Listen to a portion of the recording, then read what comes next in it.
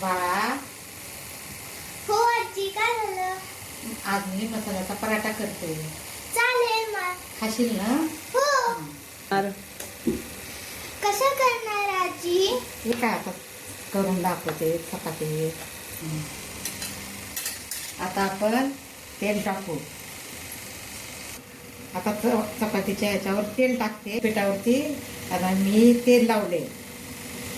आता जिरे थोडे टाकते, थोडं तिखट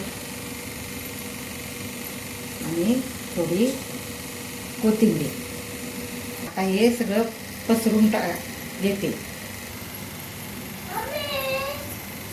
आता हे असं गोल करायचं. आता हे असं फोल्ड करून घ्यायचं.